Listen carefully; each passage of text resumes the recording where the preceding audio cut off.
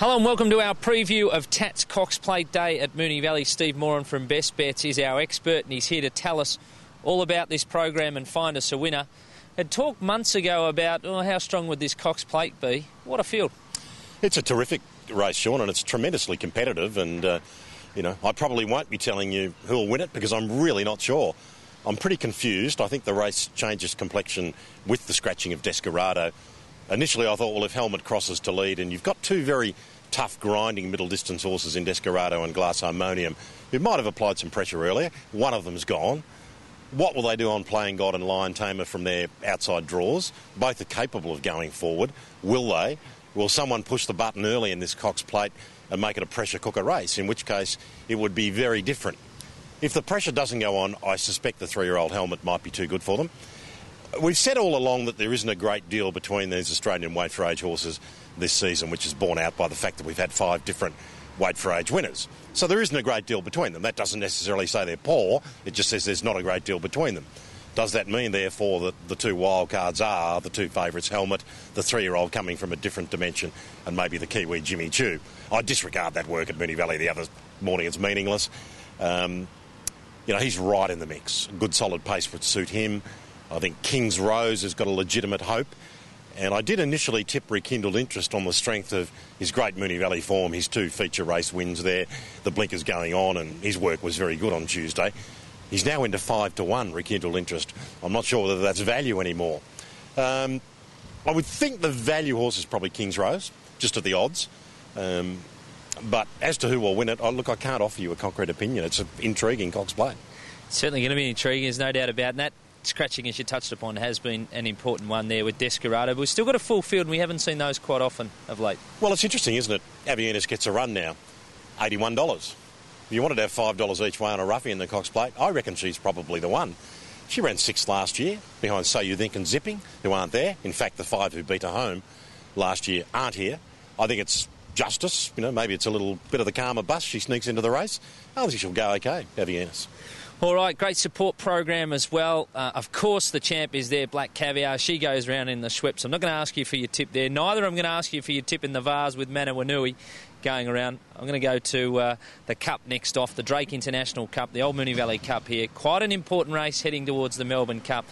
And fantastic to see Americane back on an Australian track. Yes, absolutely, particularly after seeing Dunedin win the Geelong Cup in such impressive fashion. Don't worry about all this nonsense about Americane's form not being as good as it was last year. He was only a couple of lengths behind Dunedin in the Kergulay. It was a terrible race, no tempo. He came down on his knees at the start. He struck some interference. There was nothing wrong with his performance that day. It'll be interesting to see how he goes on Saturday, just to give us a measure of where he sits this time around. I'm sure he'll run well. My best roughie of the day is in the Drake International Cup, and it's the bottom one, La Rook. SA Derby placed last season, terrific win last start, drawn 1, will go straight to the front, and I reckon it's got a terrific chance at massive odds, La Rook. Was the right stable? Yeah, absolutely. Leon McDonald in form. He might do it again, as we wrote during the week on the RVL website. I don't think there'd be too many trainers that would have a better major race win to run a strike rate than Leon McDonald. I think he's probably less heralded than he should be. It'll run a terrific race. I mean, the obvious are She Won and Tullamore, coming off their terrific last start performances at Caulfield. Plenty of depth in the race, plenty of chances, but I think they're the top 3. Another race that's always intriguing on this day is the Crystal Mile, sponsored this year by Drummond Golf. Should be plenty of value for punters in this one. Where have you landed? Test of my patience. Regular viewers will know that I'm a bit of a rat for this horse, and I think he's really come on. His Caulfield win was terrific, and in the right weight range to take the step up in grade, I think he can do it. I think there's another good value bet in this race, and that's Ginga Dude, who was fantastic winning here at the Valley with 60 kilos. Attacked all the way in the Cranbourne Cup. He ran really well in my view, and he'll be just positive on the speed, and he's got a good chance at odds, and probably the two coming through, the Turak Dowdow and Luan Yat Forever, who both found the line so well there, can certainly win. Yeah, it's a good race, no doubt about it. What about your best bet for us? Best bet is race 2, number 4, Classic L. I think she has the best of the weights coming through this race. It's a competitive race, but this is the perfect race for her, and I think she'll get the right run, Classic L. What about Each Way? Each Way, Red Rain, which is race 3, number 7. Very impressive winning first up in fast time. Beat Yorkshire Lad, who ran an absolutely cracking race at Geelong on Wednesday. And there looks to be plenty of pressure in that race, and I think it'll suit Red Rain. Appeals to me each way.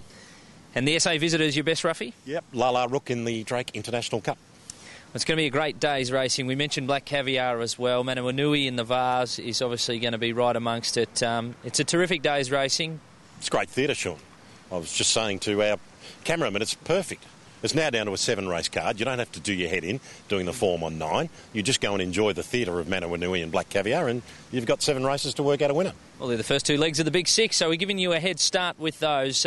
Look forward to seeing your trackside. It's going to be a great day's racing. And of course, you can find all of Steve's selections for the Valley meeting in this week's edition of Best Bets. You'll pick that up at your nearest news agency. Good luck if you're having a punt.